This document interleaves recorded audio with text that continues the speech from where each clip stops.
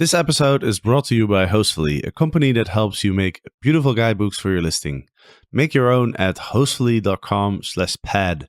And as a special for Get Paid for Your Pad listeners, you get a free guidebook consultation after you make your guidebook. Welcome to Get Paid for Your Pad, the definitive show on Airbnb hosting, featuring the best advice on how to maximize profits from your Airbnb listing, as well as real-life experiences from Airbnb hosts all over the world. Welcome. We are your hosts, Josefa Kapadia and Jasper Rivers. Get paid for your pad. Get paid for your pad. Get paid for your pad. Get paid for your pad. Get paid for your pad. Get paid for your pad. Welcome to episode 107 of Get Paid for Your Pad. And today we have a really cool, interesting guest. His name is Hao Tran. Hao, welcome to the show. Thanks, Jasper. And I haven't actually talked to Hao that much. I don't really know that much about him, so we're going to find out all about him. But he's Airbnb hosted in San Francisco, and he's currently living in Vietnam, in Ho Chi Minh City, where he's also doing Airbnb. So it should be a really interesting conversation. So Hao, can you tell us a little bit about yourself? Sure. So I graduated uni 2 years ago. I'm a Bay Area, California native. Went out east to the East Coast for school and then came back. And I guess my first kind of adventure into Airbnb was during the London Olympics. I was a guest on Airbnb, and I stayed with this Korean family. The parents lived in Korea, the kids lived in London, and they had a spare room and stayed with them. Ended up having an amazing Airbnb experience. And after that, I actually ended up studying abroad in London for the whole year and lived with them. But after that kind of experience, I decided to become a host after I graduated. And that's kind of what happened when I moved back to San Francisco. And did you start out renting a spare room or a full apartment? Yeah, so as most people probably know, San Francisco is one of the most expensive cities in the world now. And as a new graduate on a new graduate salary, it's pretty difficult to live in your own studio. To give you and your listeners an idea, probably like a studio in San Francisco is a minimum of $3,000 now. So I had to rent a room in a house for $1,500 a month. And given the nature of my job, I was traveling quite a bit. So I was able to list my apartment, or rather my room, whenever I was traveling. And I was lucky enough to be able to cover all my costs, even though I was only listing it probably 50% of the time. And so I did that for about a year. And then once I, got a salary raise and was more comfortable having more liability, I guess you can say, I found a 2-bedroom flat in the Mission District of San Francisco. And keeping in mind, on both occasions, I was actually able to get the landlord permission to Airbnb. I guess I played the sympathy card as a new graduate, and the landlords were happy to give me that ability. But yeah, I ended up doing that for a year as well, and it really paid off for me. I met a ton of people. I hosted a ton of people that were relocating to San Francisco, business people. Those are the kinds of people that I was hosting usually. And so when you rented out that first room, you're saying you got permission from the landlord, but were there other people in the apartment? Yeah, so that was kind of funny because I like to call that first house that I lived in Full House 2.0. And I'll give you kind of a few reasons why. It was this Victorian style mansion, a Victorian house rather, in Hayes Valley, which is a very kind of hipster, traditional San Francisco neighborhood. There are very few sky rises. There are no modern buildings. It's all Victorian style houses.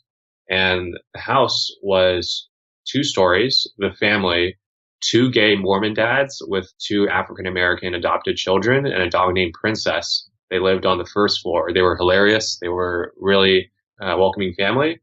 And on the second floor, there are 4 rooms. So there's me and 3 others. An Australian study abroad student, another fresh college grad, and then a 30-year-old something like grad student from Venezuela, and then myself. And for some reason, I guess I was the first one to bring up the idea of Airbnb, which they were happy to do and accommodate, I guess, because the nature of the house always had a million people in it. But at any given day, somebody was Airbnb, and there's always some random person in the house. It's actually kind of a miracle that no one had any like incidents reported or any problems. But I guess we were all, hosting good people, and everyone was kind of on the same page, and everyone was kind of saving money, so it was kind of a good thing for everybody, I guess. And how did you manage that? Like, did those roommates also help you out with checking in the guests and showing them around, etc.? Yeah, so whenever I traveled for work, I would list my apartment, and my immediate next room neighbor, my friend who is also a fresh college grad, I just have him help me out. And whenever he Airbnb his place, I would help him out. Between everyone in the house, there was always somebody available. And I don't know, I'm a super host on Airbnb as well. So I've gotten like 90% 5-star reviews. And it was part of the experience for some of our guests. They loved the fact that the house reminded them of like living in old school San Francisco, because it was just a really eclectic group of people. And yeah, it was a great time. I did that for a year before I got my own apartment. I kind of miss it. And it's great introduction to San Francisco and hosting on Airbnb as well. So it sounds like you were in quite a unique situation there in that house, which was really like perfect for Airbnb. No, but we made it work. I think when everyone's kind of, in San Francisco, you can get quite a bit of money for listing a room on Airbnb, and the supply.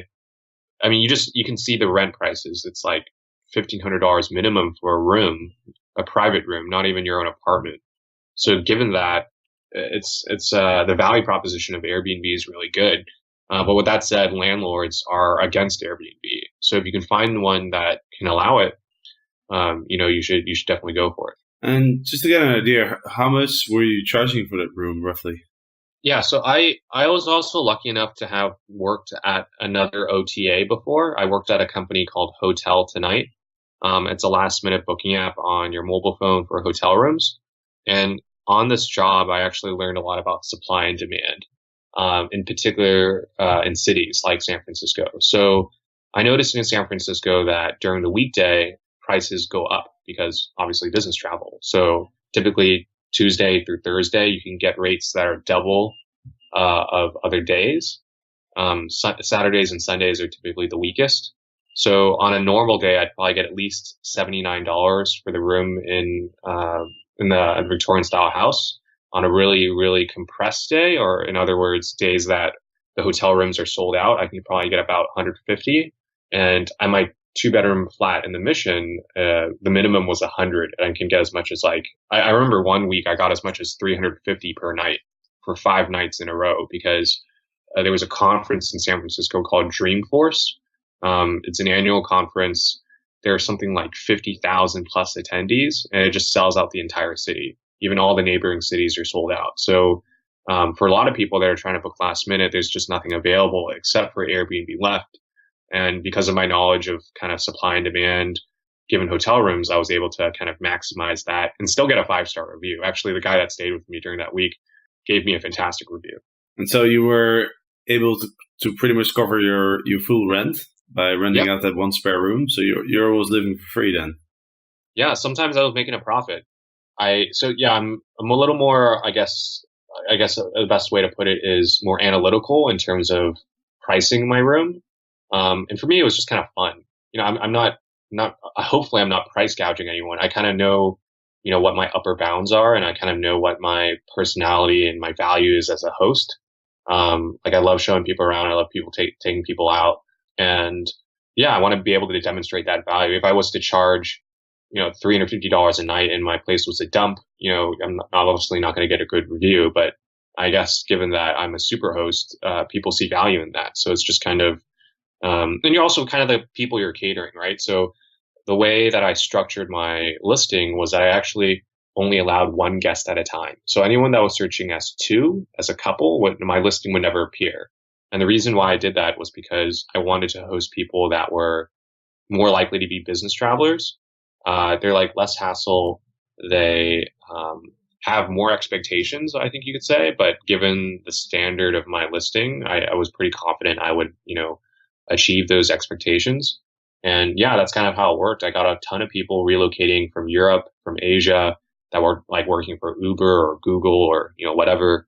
I had people that, like during the Dreamforce convention, they were on a business budget, so they weren't as price sensitive. And, if you provide those amenities, that service, there's no reason why anyone should think you're price gouging. You're just a savvy, revenue manager, I guess you could say. And did you ask the landlord when you were renting that 2-bedroom, did you ask him for permission as well? Yeah, I did. That was actually my number one criteria because I am lucky enough where my parents live in the Bay Area as well. So if I had to, I could just live at home for a little while before I found my own spot.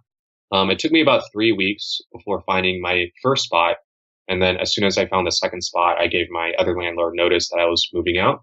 Yeah, I would just kind of see what was available, see, a configuration that would allow me to live in the apartment as well as Airbnb the second room. And I actually prefer that. I never Airbnb the entire place because I like to meet my guests and in some ways it helps me control the quality better. And so with that said, I took a few weeks after. It only took me a few weeks each time to find the right apartment. I would basically ask, the landlord, hey, once I got in touch with them in person, like, hey, I travel X amount percentage for work. I'd love to be able to offset some of my costs by Airbnb. Is this something you're okay with? And 90% of the time people say no. But if you can negotiate with them, be like, hey, I'm willing to pay, let's say, 5% more monthly rent. And for me, that's actually worth it because I know the prices that you can get on Airbnb and it's well worth the additional rent that you may pay. And there are other ways and tactics you can negotiate with landlords. I think you should never take no as the final answer. I think you can negotiate a little bit. And if you can offer them a little bit more, if you feel pretty confident that you can get that return, then I think it's well worth it. Right. And I think you also have some good arguments to make to the landlord that the landlord might not have thought about. For example, if you think about the interest of the landlord, obviously his interest is that the place is well maintained, right? Mm-hmm. And so, I mean, if you're hosting guests and you want to make good money on Airbnb, one of the most important things is that you always keep the apartment clean and everything looks nice. And so I think those interests are almost aligned in that sense. Yeah, definitely. So that's cool. So you were able to offset your rent living in San Francisco, which is great. And also the regulations for renting out a single room are much better than the regulations, or much less strict than the regulations for renting out an entire place, correct?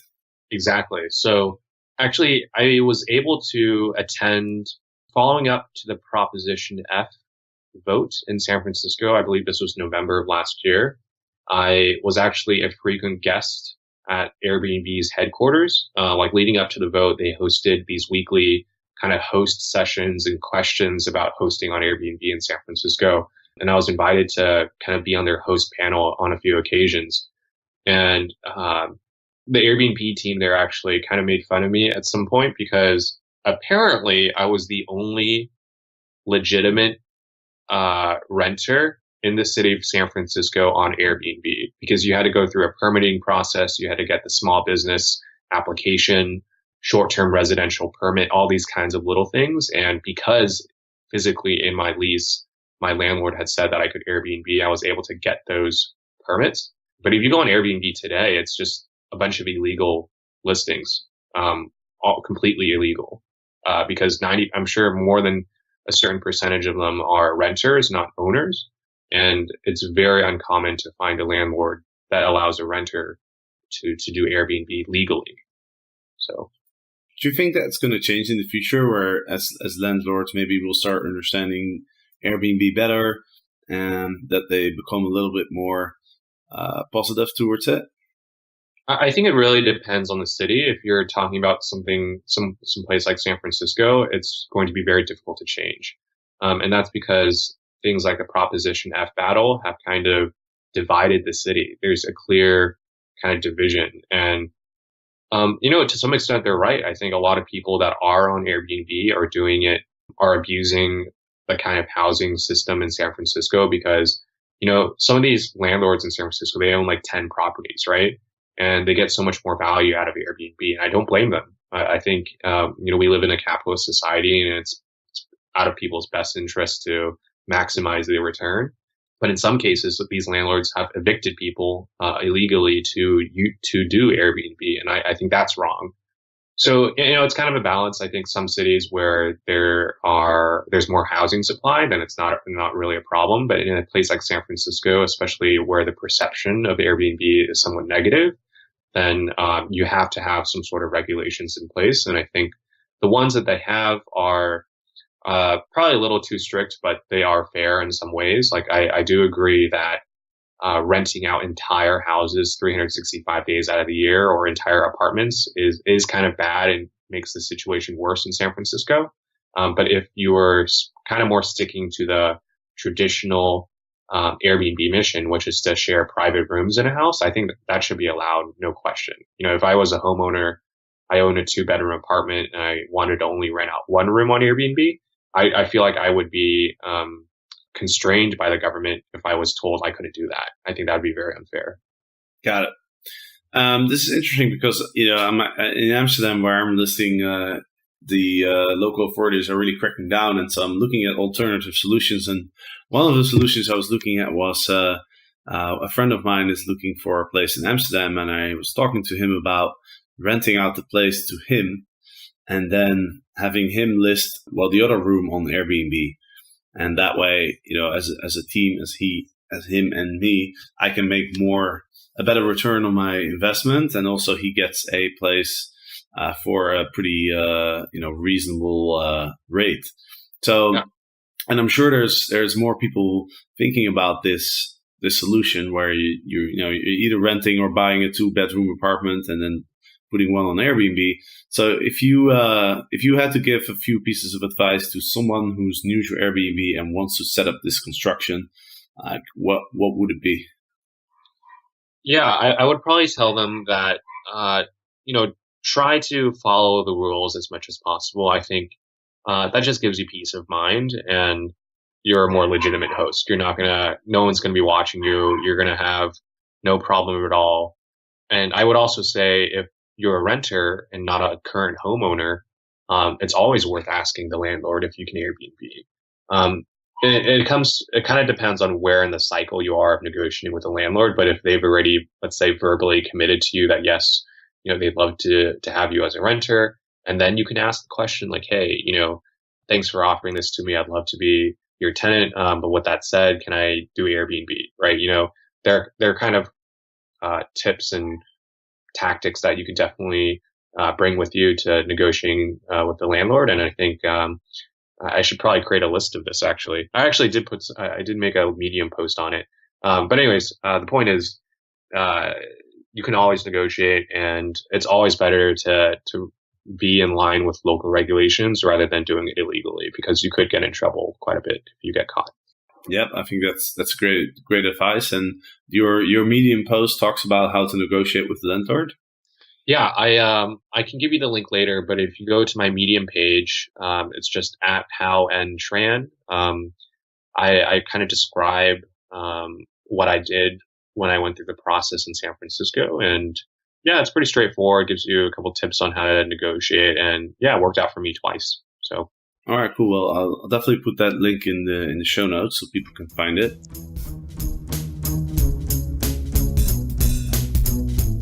I've tried a couple digital guidebook tools these past months, and I've decided to use Hostly. I've used Hostly to create an online and printable guidebook to show my guests my favorite coffee places in town and my listing information. My guest feedback has been great. They use my recommendations, and I'm getting few questions from my guests as a result. I've included screenshots of my guidebook on Airbnb as a way to differentiate my listing from others. Make your own guidebook at hostly.com/pad.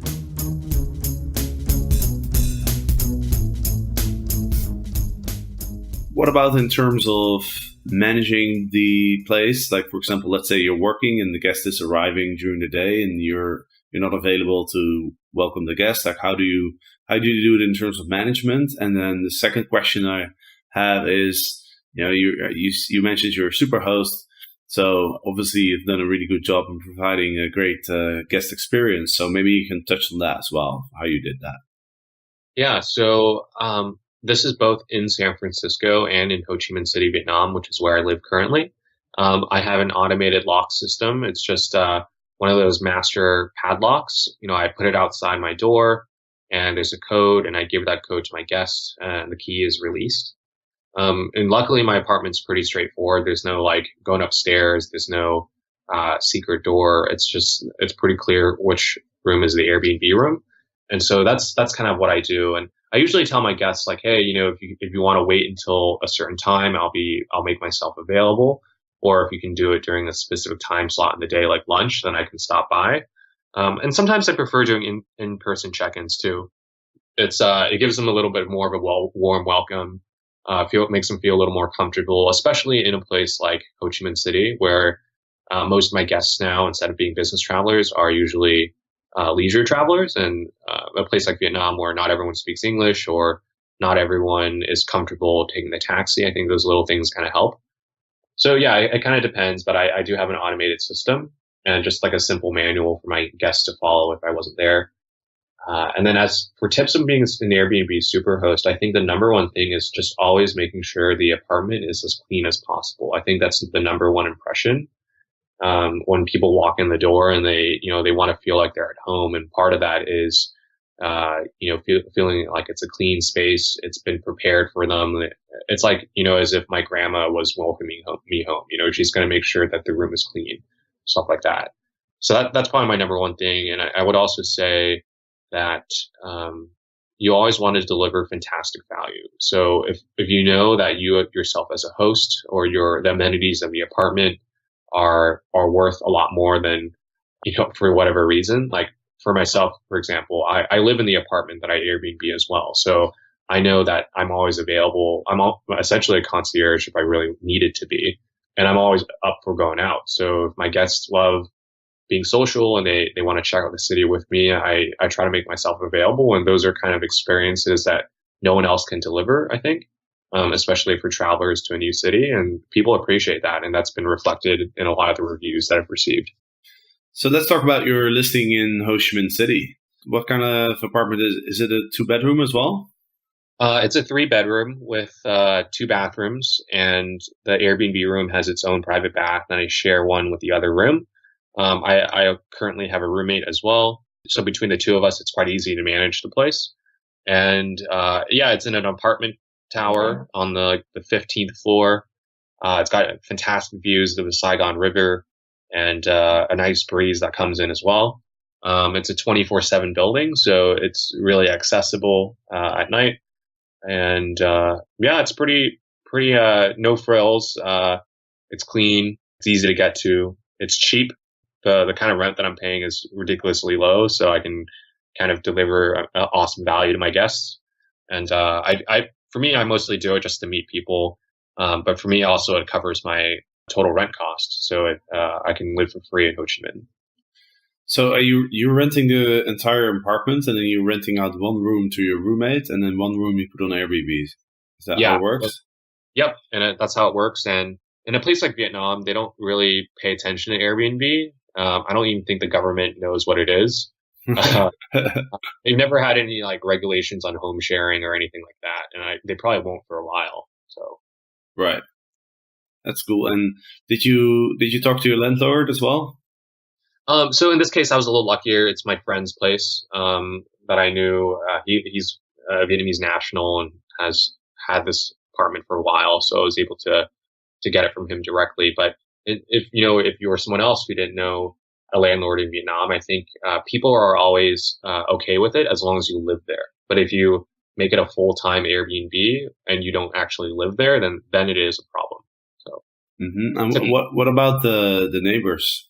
This building is so big that people don't really pay attention. There's always so many people in and out, but I do tell my immediate neighbors, I'm like, hey, like I occasionally host an Airbnb and I have a lot of friends over. If you notice that there's a random person, walking around, it's probably a guest of mine. And I So I make that aware to my neighbors, and they've never had a problem. So, and also that's partially because I do pick and choose my guests a little more than most people.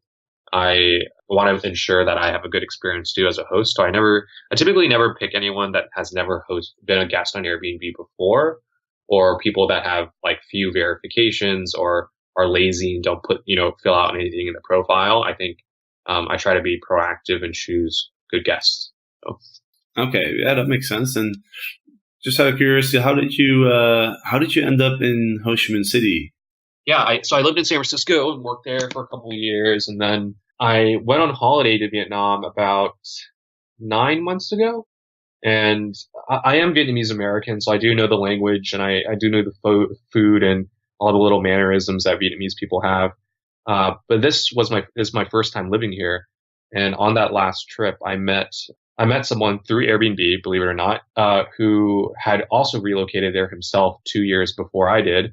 And he was like, yeah, the lifestyle here is really different for someone that's, in the 20s, and you can really do a lot of stuff here. I think in a city like San Francisco, your opportunity is limited if, you don't have the right experience level, or if you don't have this and that.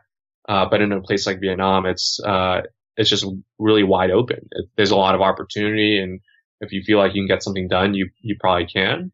And so, I took that to heart. And as soon as I got back to San Francisco, I started exploring some opportunities, and I found this venture capital fund that was hiring for a role in Vietnam. And so I ended up taking that role. That's awesome. And we were talking about it before we started recording. I spent 5 or 6 weeks or so in Ho Chi Minh City last year.